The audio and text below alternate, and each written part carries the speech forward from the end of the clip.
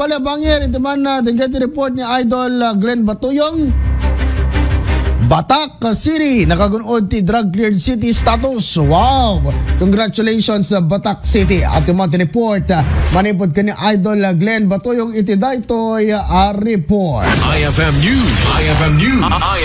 IFM News. Police report. Baligyan ay depensa ti City Anti-Drug Abuse Council iti syudad ti Batak nga indalwan ni City Mayor Marky Chua ti aplikasyon ti syudad kas drug cleared city bayat ti deliberasyon nga naisayangkat iti Regional Oversight Committee on Barangay Drug Clearing idi napalabas.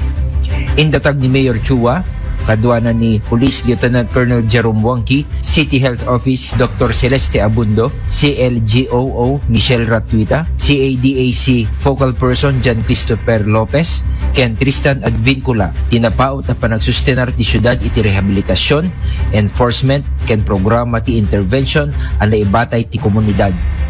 Iti daytoy nagapuan nanda, nagbalin ti syudad ti Batak ang may kadwa a drug cleared city iti Region 1, kadwa ti syudad ti Alaminos.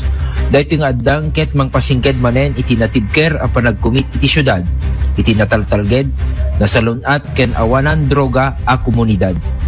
Para iti IFM News, Idol Glenn Batuyong, Tatak, RMN.